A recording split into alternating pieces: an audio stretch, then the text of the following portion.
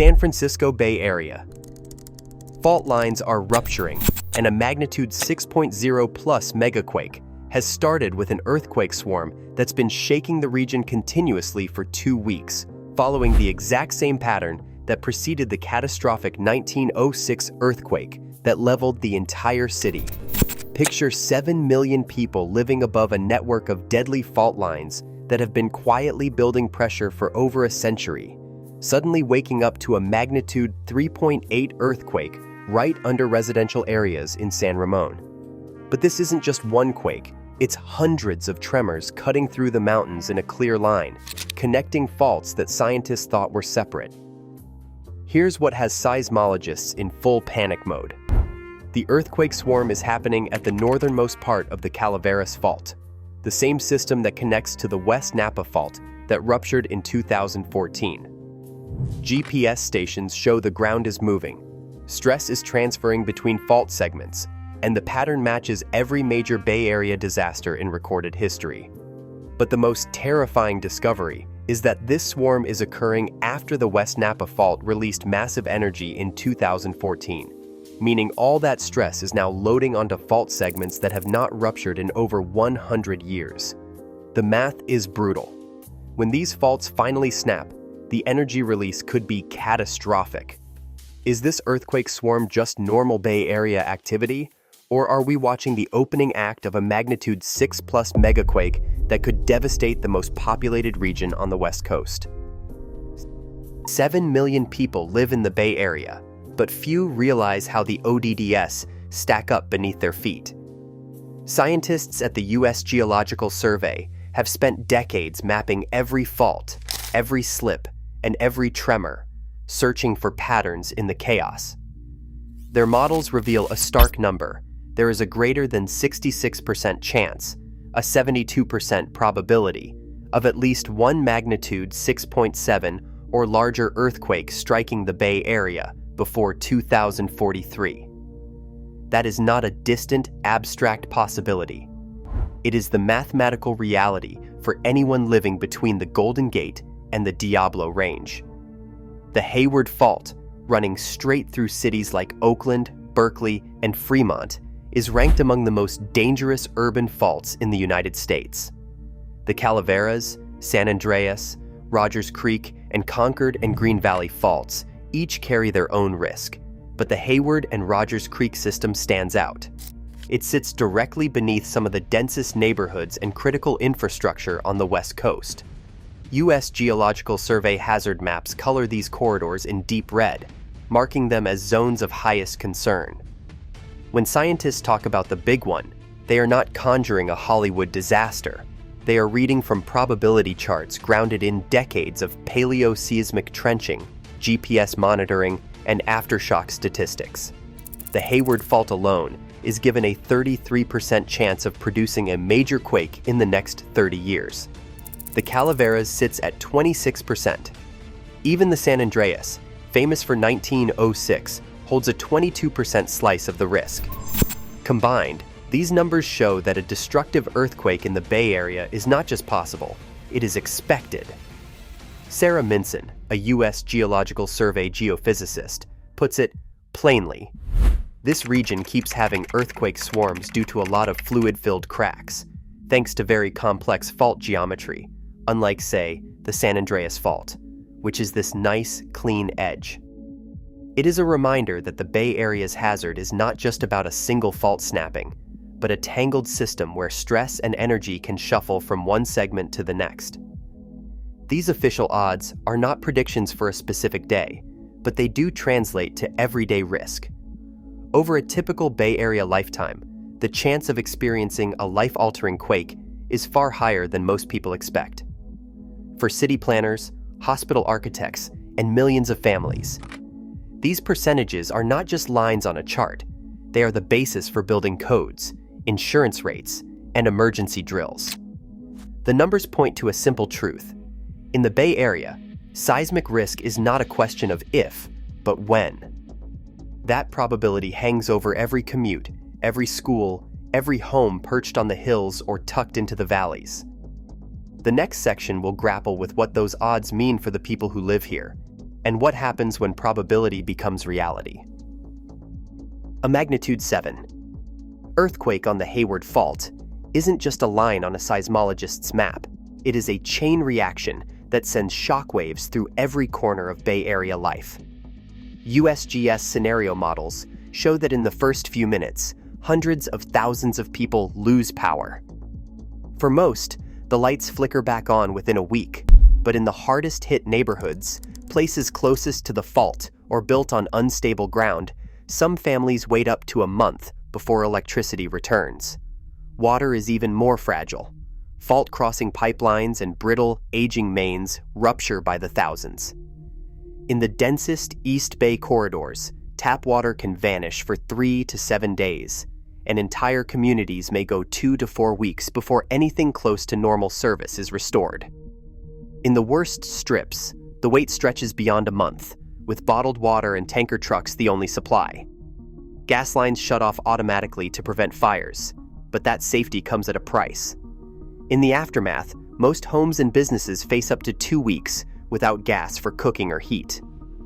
The neighborhoods closest to the fault, where shaking is strongest and damage is most severe, may not see full restoration for 4 to 6 weeks.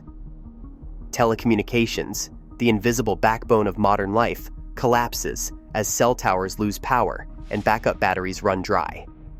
Some areas regain signal in a day or two, but others stay offline for a week or more. Even where the network survives, overloaded circuits and damaged fiber lines mean dropped calls, slow digital isolation. These outages don't unfold in isolation. When water is down, hospitals can't sterilize instruments or fight fires. When power is out, traffic signals fail and emergency response slows. When gas stays off, families huddle in cold apartments or rely on camp stoves. In the core damage belt, millions lose at least one vital service in the first 24 hours. 2 weeks later, many are still waiting for the basics to return. The Hayward scenario projects that hundreds of thousands of homes will be uninhabitable or need major repairs, and tens of thousands of families will be displaced. The numbers aren't just statistics. They are the odds that define daily life in the Bay Area. The last time the Hayward Fault broke in 1868, the region was a patchwork of farms and small towns. Today, the same rupture would cut through a landscape of high-rise apartments, tech campuses, and vital infrastructure. Every hour of downtime ripples through the economy, the healthcare system, and the social fabric. These are not remote risks. They are the modeled reality that underpins every emergency plan, every insurance policy, and every family's quiet fear. When disaster strikes, the countdown to recovery is measured not in hours, but in weeks and months. The question is never just when the next quake will hit, but how long it will take to put the pieces back together. Inside the emergency department at Alta Bates Summit Medical Center, the shaking ends, but the crisis is only beginning. Ceiling tiles have crashed down in hallways, exposing tangled wires and ruptured sprinkler pipes. The main building stands, but the systems that keep it running are compromised: water, power, and ventilation. Staff scramble to move patients from flooded rooms, pushing gurneys past toppled equipment and broken lights. In the ICU, monitors flicker as backup power strains to keep ventilators running. The hospital's disaster plan kicks in, but it was never meant for this scale of chaos. California's seismic safety laws have kept most hospital buildings from collapse, but the reality is more complicated. Non-structural damage, fallen ceilings, broken pipes, and jammed doors can shut down entire wings in seconds.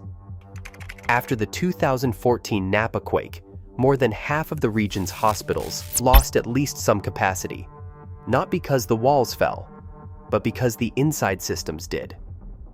In a major Bay Area rupture, the Hayward scenario projects that dozens of hospitals could lose operating rooms and intensive care units for days or even weeks. The shell survives, but the life-saving work inside is paralyzed. Hospital managers face impossible choices. With water lines broken, sterilization stops. Without gas, heating and cooking grind to a halt. When power flickers, emergency generators must pick up the load, but even the best prepared facilities have limits. One hospital manager, exhausted but determined, puts it bluntly: "We're built to withstand the quake, but if the pipes burst and the power goes, we're just another building in the dark. Outside help is no guarantee." In a region-wide disaster, mutual aid agreements mean little when neighboring counties are hit just as hard. Ambulances are rerouted, but roads are blocked by debris and collapsed overpasses. Disaster medical assistance teams mobilize, but airfields and highways are damaged too. In the first 24 hours, most care comes from whoever is still standing: local nurses, doctors, and paramedics working with what they have left. The Bay Area's backup plan is itself, and when the system is wounded, there is nowhere to turn. The gap between need and capacity grows wider by the minute, and for thousands of patients, every hour without care becomes a roll of the dice. San Francisco Bay Area. Fault lines are rupturing, and a magnitude 6.0 plus megaquake has started with an earthquake swarm that has been shaking the region continuously for 2 weeks, following the exact same pattern that preceded the catastrophic 1906 earthquake that leveled the entire city.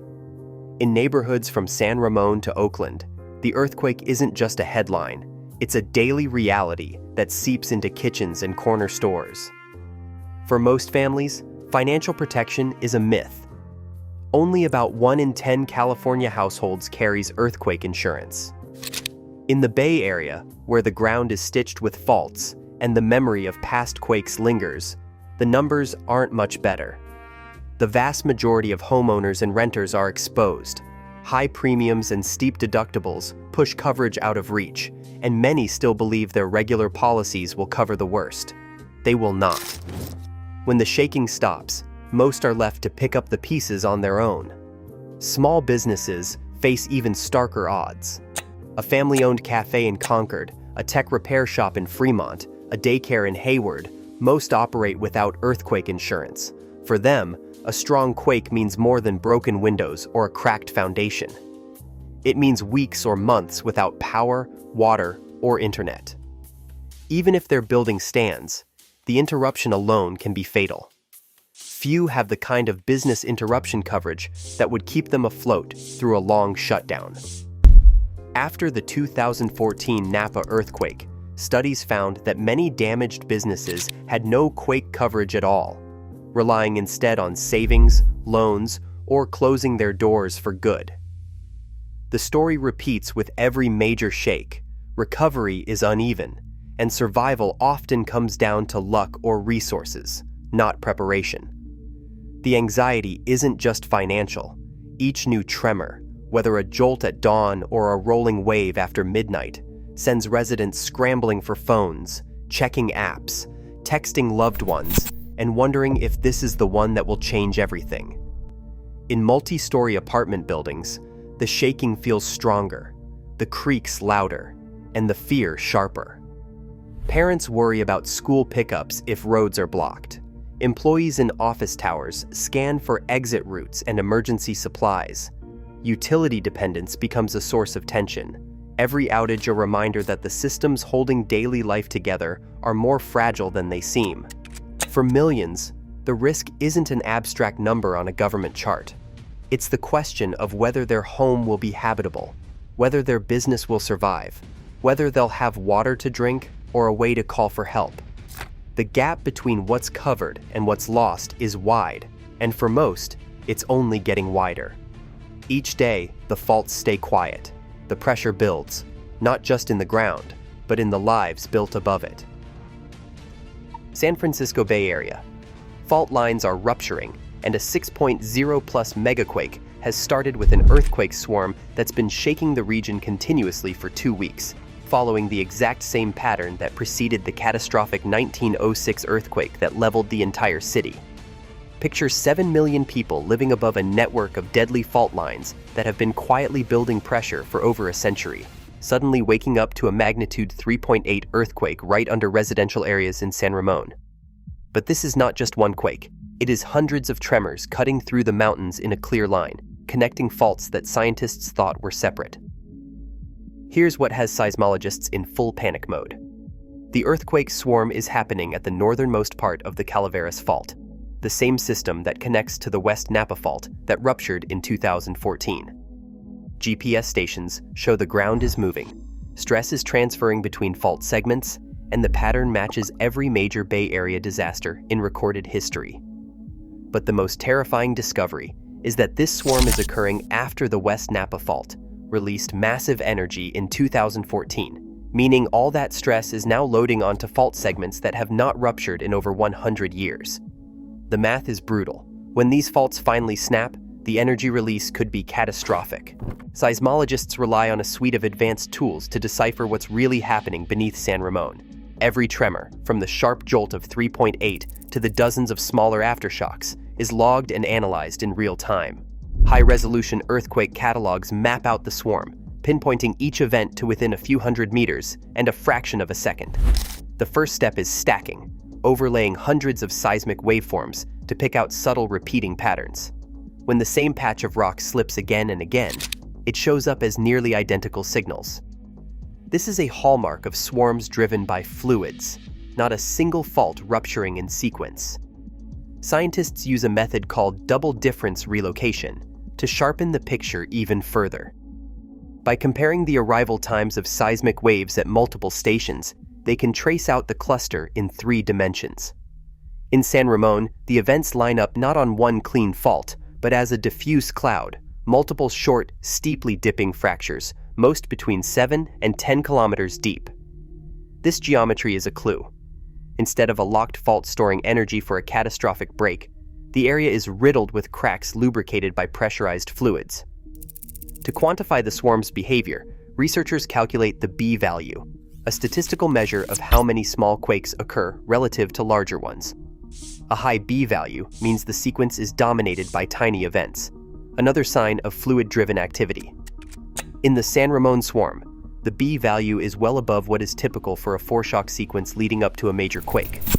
Meanwhile, GPS stations scattered across the East Bay detect millimeter-scale ground movements. INSAR satellites sweep overhead searching for any sign of surface deformation. So far, the signals are faint, matching the idea of many small slips rather than a single building rupture. Sarah Minson, a geophysicist at the USGS, explains that we think this place keeps having earthquake swarms due to a lot of fluid-filled cracks and very complex fault geometry. Her words point to the core mystery. The diagnostic toolkit offers sharp images and precise numbers, but it also reveals just how tangled the system is. For all the data, the question remains, are these swarms harmless releases of pressure, or are they warning signs that something bigger is winding up in the shadows? No matter how sharp the tools or how dense the data, the ground beneath the Bay Area refuses to give up all its secrets. Scientists can calculate the odds, 72% for a major quake in the coming decades, and a 5% short-term chance that any moderate shock will trigger something bigger. But those numbers stop at the edge of certainty. The reality is that every aftershock, every swarm, every flicker of movement on a GPS station is a clue that could point in either direction. Swarms like the one near San Ramon have erupted 6 times since 1970, each time stirring worry, each time fading back into silence without a major rupture. Yet the same patterns, clusters, pauses, renewed bursts, have sometimes preceded disaster elsewhere. Sarah Minson, the USGS geophysicist, puts the dilemma in plain language. She says this has happened many times before here in the past, and there were no big earthquakes that followed. But the opposite is also true. Sometimes, somewhere, a swarm is the warning everyone misses. The diagnostic toolkit can show where the Earth is restless, but it cannot say with confidence if the next quake will be a harmless whisper or a catastrophic roar. Even the best models admit their limits. As Emily Brodsky of UC Santa Cruz puts it, although it is the kind of thing you might expect to happen before a big earthquake, We cannot distinguish that from the many, many times that has happened without a big earthquake. For the millions living above these fault lines, the science offers only a boundary, a line between what is known and what is unknowable. The probabilities are real, but so is the uncertainty. Beneath the surface, stress shifts and accumulates, invisible and silent, until one day it does not. For now, the Bay Area stands on that edge, waiting for the verdict the Earth will eventually deliver. Today, over 7 million people live atop a fault network where stress silently accumulates, and less than 15% are insured against the inevitable. Seismologists cannot predict when the next rupture will strike, only that it will. In a region built on uncertainty, the question is not if, but whether we are ready. The ground may be quiet now, but history shows it never stays silent for long. Oregon's underwater volcano is awakening, and scientists are issuing a megaquake warning because what's happening 480 kilometers off the Oregon coast could trigger the most devastating chain reaction the Pacific Northwest has ever seen. Picture axial seamount, a massive underwater mountain rising from the Pacific seafloor, suddenly swelling like a balloon as magma fills chambers deep below. This isn't just another restless volcano, it's showing the exact same warning signs that preceded Mount St. Helens. But this time, it is happening beneath millions of gallons of seawater that could turn an eruption into something far more catastrophic. But here's what has oceanographers in full panic mode. The volcano's pressure buildup is accelerating faster than ever recorded, with the seafloor literally rising centimeters every few days. Even more terrifying, the activity is spreading outward along the ridge, triggering earthquake swarms that could unlock the Cascadia subduction zone, the sleeping giant that could generate a magnitude 9.0 megaquake. Scientists warn that if axial erupts suddenly, the shock waves could travel through the ocean crust for hundreds of miles, potentially triggering over 10,000 secondary earthquakes across the Pacific Ring of Fire. The question isn't if this underwater volcano will erupt, it's whether its awakening will be the first domino in a geological catastrophe that reshapes the entire West Coast. So how do we know this isn't just a false alarm? The answer lies in the live data streaming from the deep and the experts sounding the alarm now. Oregon's underwater volcano is awakening, and scientists are issuing a megaquake warning because what's happening 480 kilometers off the Oregon coast could trigger the most devastating chain reaction the Pacific Northwest has ever seen. Beneath nearly a mile of Pacific water, a web of cables stretches from the Oregon coast to axial seamount, creating a direct link from the ocean floor to research labs on land. This is the Ocean Observatory's initiative's Regional Cabled Array, a technological feat that delivers a real-time feed of seismic, pressure, temperature, and chemical data. More than 140 instruments are stationed across axial's summit and flanks, each one designed to capture the subtlest changes in the volcano's behavior. Bottom pressure recorders, accurate to fractions of a millimeter, track the slow rise and fall of the seafloor as magma moves below. Seismometers pick up the faintest tremors, distinguishing between distant earthquakes, local microseismicity, and the shudder of magma pulses. Hydrophones record the low rumbles and sharp cracks that signal shifting rock and boiling fluids. Underwater cameras positioned near hydrothermal vents stream images of mineral towers and shimmering water, offering a window into the volcano's constantly changing world. William Chadwick, a leading volcanologist at Oregon State University, describes the system as a revolution in how scientists watch the seafloor. He and his team can access data collected minutes earlier, allowing them to spot anomalies as they happen. Jeff Beeson, the geologist responsible for maintaining the pressure recorders, explains that each instrument is calibrated to detect changes smaller than the thickness of a sheet of paper. This level of precision means scientists are not relying on guesswork or sporadic ship visits. They have a live, unbroken record of every movement, every pressure change, and every signal from deep within the volcano. The result is a level of situational awareness once thought impossible for such a remote and hostile environment. With this infrastructure in place, researchers are prepared to interpret axial's every signal, no matter how subtle or sudden. Oregon's underwater volcano is awakening, and scientists are issuing a megaquake warning because what's happening 480 kilometers off the Oregon coast could trigger the most devastating chain reaction the Pacific Northwest has ever seen.